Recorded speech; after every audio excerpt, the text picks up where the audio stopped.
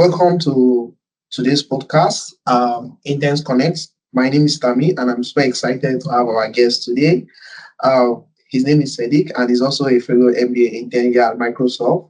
He's going to join us to share his journey, his tips on how he got the internship at Microsoft, and he's going to tell us about his journey coming into the MBA journey. Hi, Sadiq. Welcome. Hi, Tammy. Thank you for creating this platform and the opportunity to be an interviewee. Yeah. So, how was your day today? My day has been good. I had my final call with my manager today, and I was informed that I have a return of that, so which is really exciting. Okay. I also had a one-on-one with one of the GM at in sales, which is exciting. I mean, I learned enough from her. All right. Okay, so I want you to share a little bit of your background and what kind of led you to pursue an MBA at this period of time. So okay, so just high level. I'm Sadiq. I'm from Nigeria. Okay. I'm currently an MBA student at Duke University in Durham, North Carolina. Okay. So before MBA, I used to work in the CPG industry. If you're in Nigeria and you're listening to this, it's known as FMCG. So consumer packaged goods, consumer goods. So I used to work there. I worked specifically for Nestle and Friesland Campina before MBA. I did that for about 7 years, right? And I worked in the commercial function. I started in Nestle in 2016 after my NYC. Spent 2 years there. I was in Kano, and then I moved to Lagos. No. I joined Friesland Campina, which most people know as Big Milk, where I moved to Sokoto. Wow. I was in Sokoto for like about half a year, and then I moved back to the headquarters in Ikeja, Lagos. So I was there for 1.5 years, and that was like my most recent job before MBA. So I did a lot of roles, sales, brand management, and the likes. So to talk about why I wanted to do an MBA, my journey at Friesland Campina was really amazing. I spent about 5.5 years there, and I was actually promoted almost every year. So I became it was fun, and I'm working for Friesland. Friesland is a multinational company, and that seemed like, oh, where else do I want to go? I mean, it's a big company. Yeah. I had all of the opportunity. Then I thought, you know what, I want to break into corporate America. So, and I started talking to a lot of people, and that was when I learned that having an MBA is one of the biggest ways to pivot. And that was when I started thinking about MBA. That was in 2021, and I started preparing for the GRE. I started talking to people. I applied in 2021. I wasn't ready, and then I applied again in 2022. Yeah. And I got in 2023. So first, I wanted to pivot into corporate America. And of course, not just pivoting, I wanted to work for a really good company, and I'm excited I was able to achieve that. So my MBA is focused in marketing and strategy. The long term, really just have a good life and also. So moving down from CPG and you're now in tech, right? What would you say is kind of your motivation in applying, or what made you apply for internship at Microsoft, moving from CPG to tech? That's an interesting question. I'm lucky to be at Microsoft, but as an international student, you don't restrict your application to a particular company. You apply to a lot of companies. You have a large bracket. That's the thing. So the first thing is I just want to pivot, transition into corporate America. That is one. That was your major goal. Yeah, that is one. And of course, there are a lot of benefits that come with that. America is one of the biggest market in the world. Yeah. So all of those things.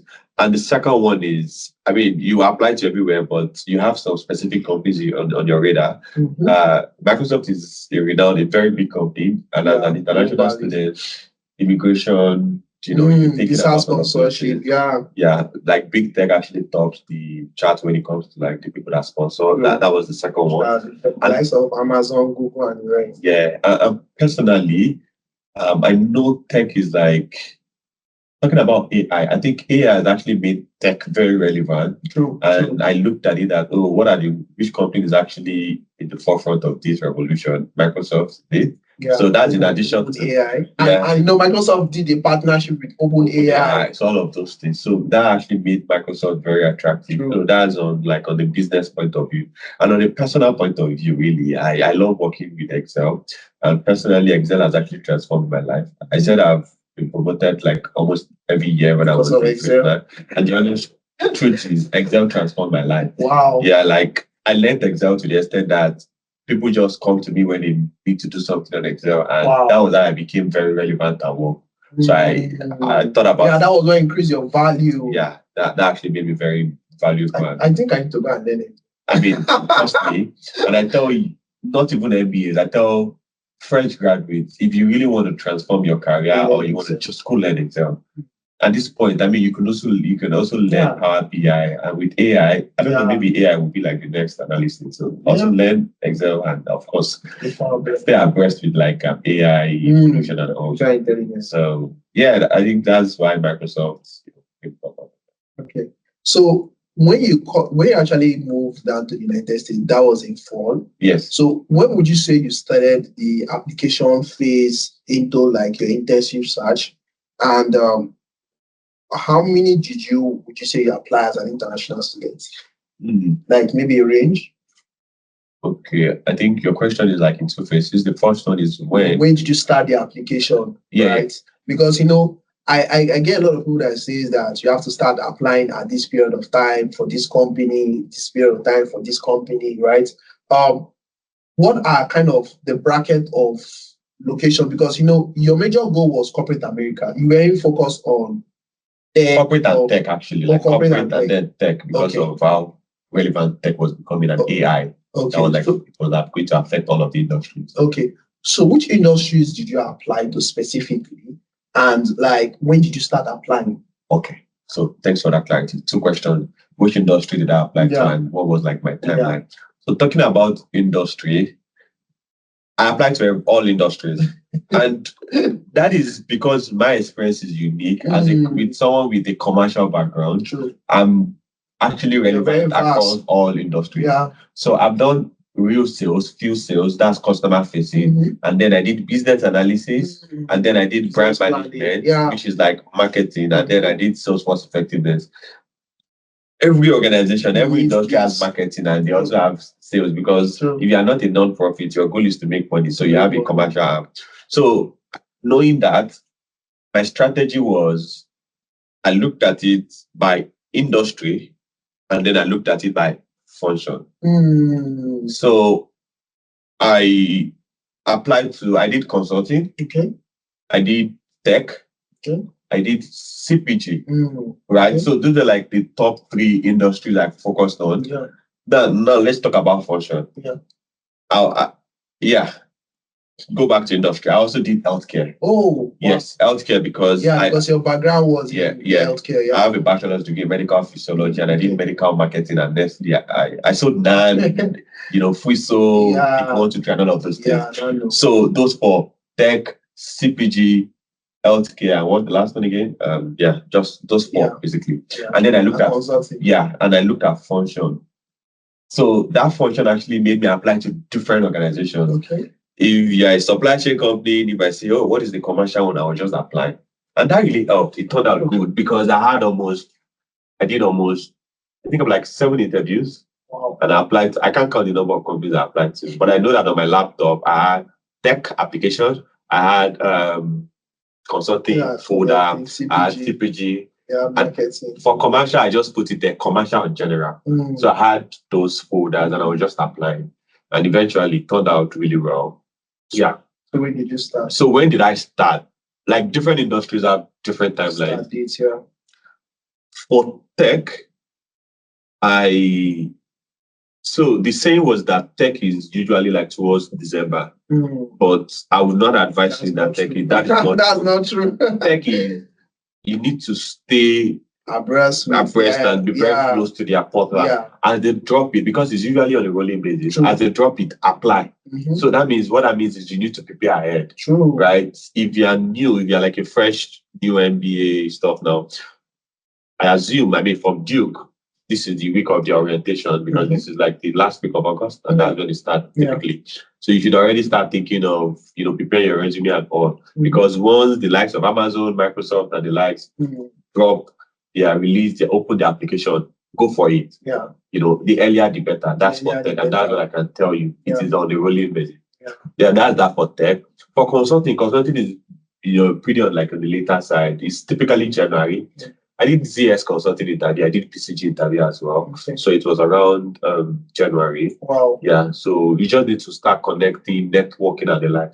And I know that depends on the school you are. Like for you, people always come to our school. Yeah. You have representative. But CPG, it varies. So you can just apply the time. Yeah. But tech, the secret is to apply early. Yeah. So in essence, right, every application you have to apply early.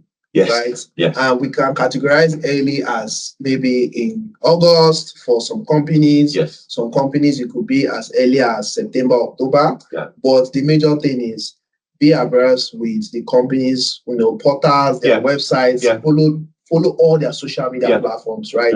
Yeah. Constantly every day, have a list of companies that you're looking out for.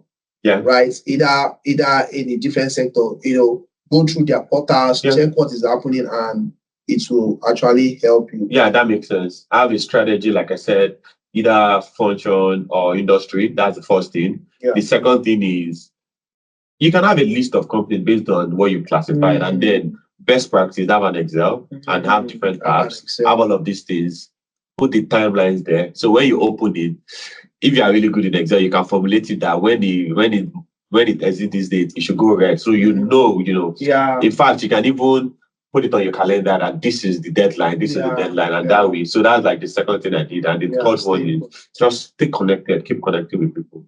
And have a cover letter. Yeah. So in terms of now applying, right, what resources would you say you use? Because you mentioned Excel, that's number one, right? Excel is like a productivity tool that you use to set the application phases, the different companies. What other resources would you say that helped you in, or what platforms, right? Or what strategies did you use that actually helped you in your application proper? Yeah, that's a good question. Thanks, Tammy. There are two stages to it. The first one is before you get the interview, and the second is, after you've gotten the interview, which is during the interview. Yeah. So the first strategy, which is before the interview, I would say, of course, you need to connect, like networking, and the second, which is your resume as well. True. So, still talking about the first one. So under those two ones, connection and your resume. So on that connection, I would say you need to always prepare for your networking, reach out to people. Yeah, there are different ways you can do LinkedIn, you can leverage your school alum and the likes. And talking about that, you should always prepare ahead. The second thing is you can prepare questions, but when you're having a copy chat, it is important that you listen attentively to what the person is saying and make sure that after you ask a question, based on what the person says, you should have a follow-up question based on what the person says so that the person will feel like you listen to them. Yeah. You don't just want to go there and have a laundry list of questions and say, oh, what is the culture? What is this? And then you just ask a lot of 5 questions. It will be like, but be connected. like a robot. Yeah, so trust me, you don't want to do that. Yeah, I understand, right? You don't want to do that. Yeah. So I think that's like the tips I can tell you when it comes to connecting. Research and then listen. Yeah. So now to your resume part, of course, everybody knows you need to customize your resume. True. Of course, me that I talked about industrial functions, I look at tech. You have I customize my resume. Yeah, you have a resume for tech. Tech, they don't call brand manager. Yeah. It's a CPG. They call it product manager. Yes. So I have to put that context. Product manager. I have to put that context. Yeah, obviously. Right. And even in your resume, there are some things you did but in the tech industry, they use a different terminology. True. Look at the job description. Look at it and compare it and see how can you reward it so that you can, scale through the robot stage. Yeah, the 8 years. Exactly. So that way your resume is going to, so if you don't get to connect with someone, your resume will make it to the recruiter after they put the AI and then it's scaled through. Yeah. So and I mean for cover letter, it is good to have your cover letter. Yeah. I mean the Duke template is where you write basically why you need it. Then the next thing is highlight your 3 skills. Yeah. The way to do it is you can put the job description, put the job description on Copilot. No, please on Copilot. Yeah, Copilot. When you put it on Copilot, also put your resume on Copilot, combine both and say what are like the 2 most important, the 3 most top important skill for this role. Yeah. And then when you put it, put your story around that. Mm-hmm. That way, your cover letter is fit for purpose and your resume is fit for purpose. True. Don't be lazy. Customize your resume and Copilot for all your applications. True. Now, after the application, after the interview, when you are shortlisted, that is like where the main work is. Exactly. Bro, that is where the main work is. It is for you. You don't want to. They invited you for a reason. Mm-hmm. You don't want to mess up because you didn't prepare well. True. You need to prepare. Yeah. And the way I do that is also I divide it into 2. Okay. The first one is behavioral and technical. Yeah. So for the behavioral, this is a recommendation I give people. See, before all of these interview madness, get a piece of paper and think about your previous Think about your life. and then write, if it is possible, top 15 or top 20 stories that you've done in your life. For instance, for me, I developed a template that reduces trace talk.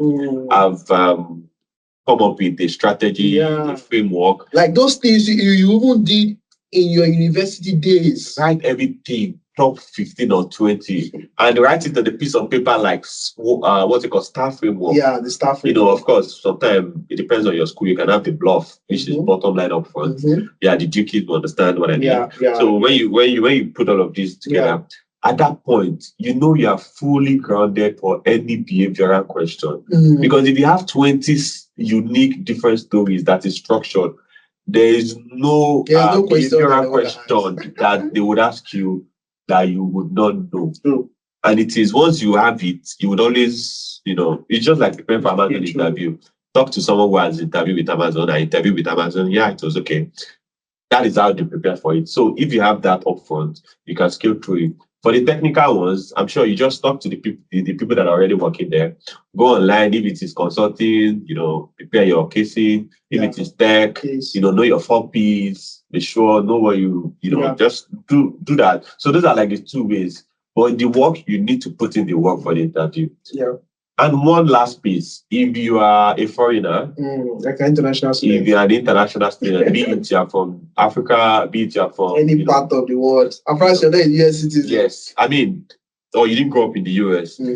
I would advise you to slow down when you speak. Slowing down with your accent, because we all have our accent. Americans have theirs too, and I have mine as well. So slow down so that they can hear you clearly. Because sometimes interview will hear what you're interview, and interviewer will listen to you, and because out of being polite, they can't keep asking you, say that again, pardon. They just say, they will just say, okay, go ahead. Yeah. So those are like the tips I have for anybody trying to get an internship. Yeah, that's super important, because I remember even during my time when I was applying, right? Apart from the fact that I spoke with 3 people that are currently working in Microsoft. Yeah. One was my mentor in Nigeria, Microsoft. Yeah. Then 2, the other person was her name, Marianne. So Marianne was already an intern. She already did the internship before us. So I spoke with Marianne. Yeah. Marianne gave me a template. Oh, okay. And that's another resources, right? Reach out to people that have already gone through. See, the fastest way for you to move forward in life is to meet people that have already passed that phase. Yeah, that's it. That's the fastest way to do anything. Yoruba will say for Bolobo Shogbon, like you're just leveraging on that.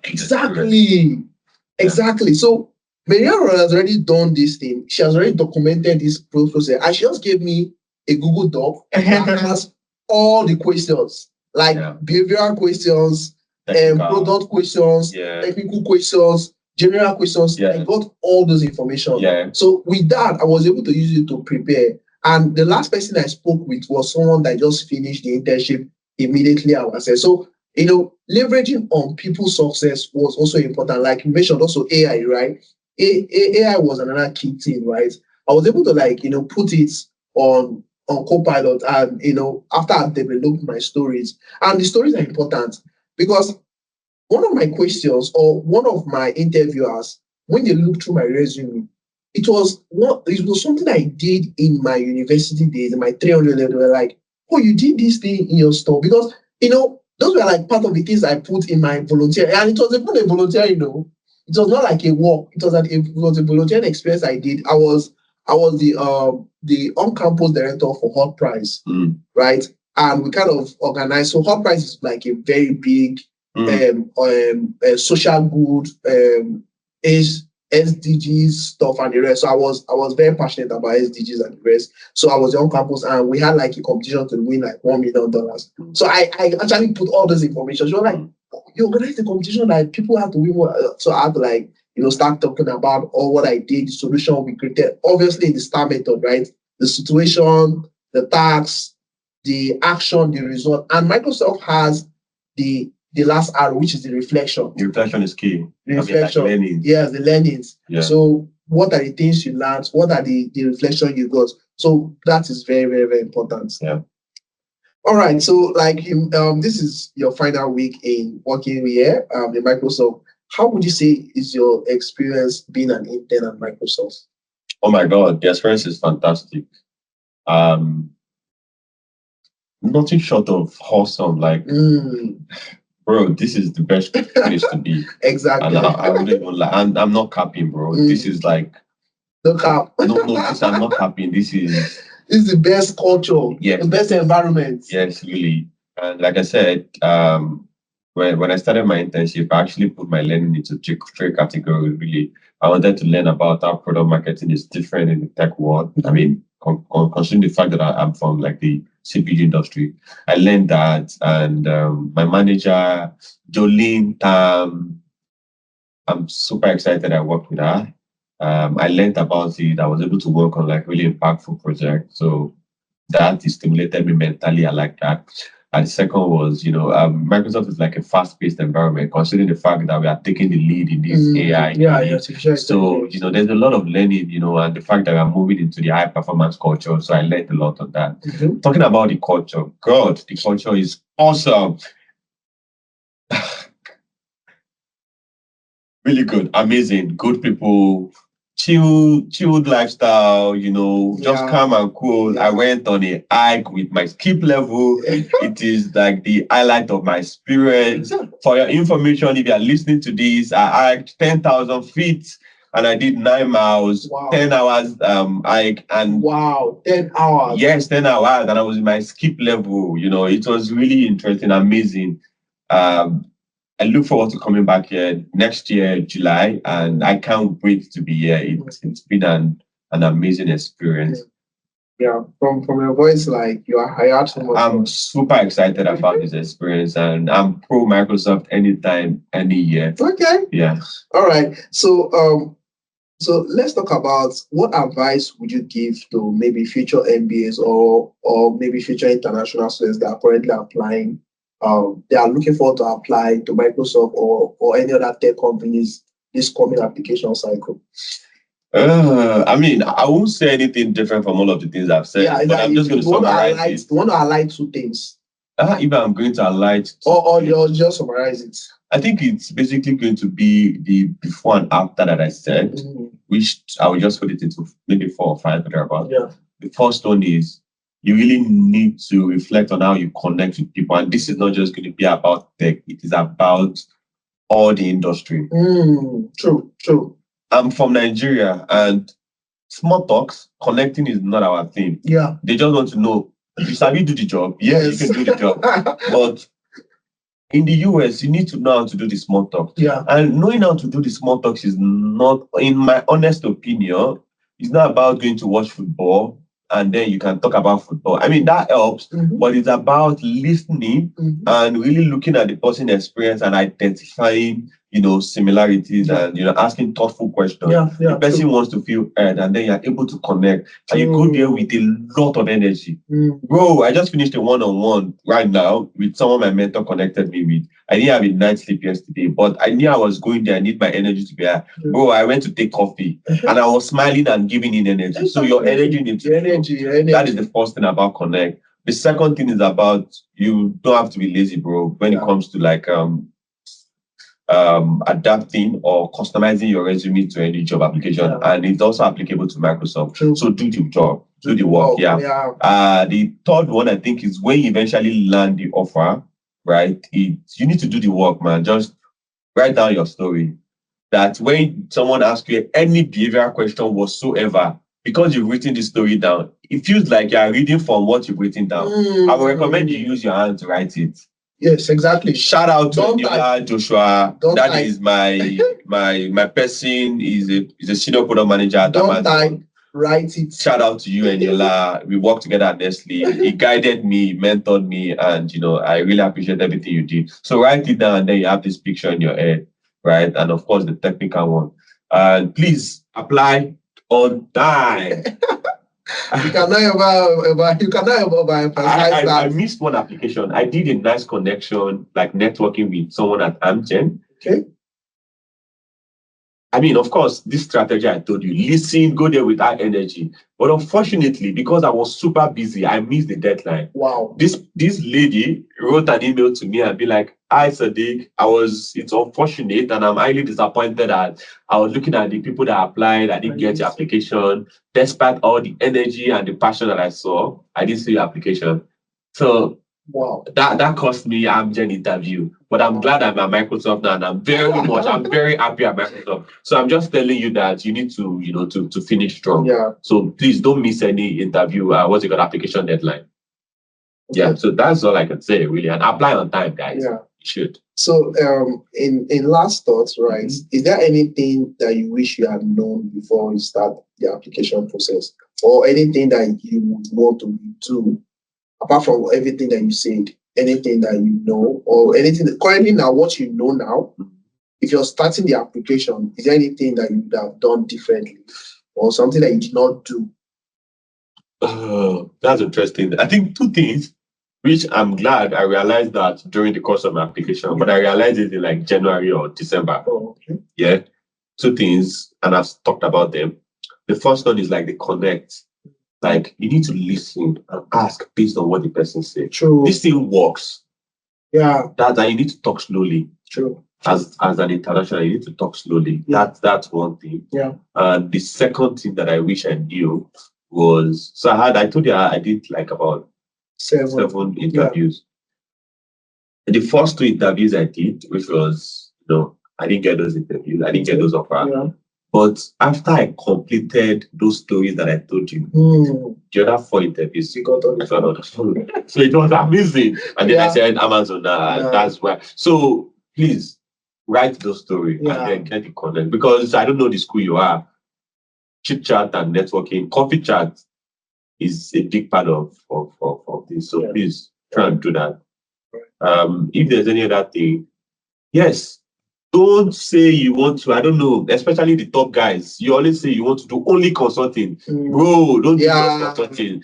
Don't do that mistake. They will tell you and you'll think, no, I didn't pay all this amount. I didn't take all this loan. I didn't come to MIT. I didn't come to Duke. I didn't come to Northwestern, to come and do, another job. Yeah. Dude, apply to all of these industries. Please apply. So that's what someone said, Good. A lot of people, they just limit their options to just consulting. And by the time they don't get return offers, when they start looking out for other industries, it's late, right? And this is one of the reasons why a lot of people in some of the Ivy League schools, they don't get offers because, you're doing consulting and especially people that are changing industries. So if you've been in consulting for like 4 or 5 years and so with someone that is changing an industry, these big BCGs and the McKinsey, they are going to choose someone that has been in the consulting for the 4 or 5 years over you that is swapping industry because you have an MBA. Not that. So putting your casting your net in a very large pool helps in the application process, and that's a very good key of what you say. I mean, you're spot on. You need to. All right. So, is there any few words before we? No few words. I think I've said a lot of things. All right. You can always reach out to me, just okay. And shout out to you, Tammy, for doing this. Yeah. I think this is one really strong thing you're giving back to the MBAs or the people that are like on this journey. Yeah. This is really a key insight and a valuable insight. So thanks for doing this. Thank you very much for sharing your insight and your experience with us today. Honestly, your journey has been truly exciting. Moving down from Nigeria, getting into CPG, then from there you decided to break into the corporate America, and you actually had to manage schooling. I know how stressful the Duke curriculum can be. All the curriculums are hard, bro. If you are new. And also being new actually in the States, right? And how you've been able to navigate the whole process. I believe that the people that are going to listen to this podcast today, they will definitely gain a lot of value from your experience, and they will definitely get some key points. So thank you guys for listening, and I want you guys to stay tuned for the next episode, and where we're going to explore more successful interns that have gotten their internship in some top tech companies and in other industry. Thank you very much, Sadiq, for coming in. I really appreciate it. Thanks, Tammy.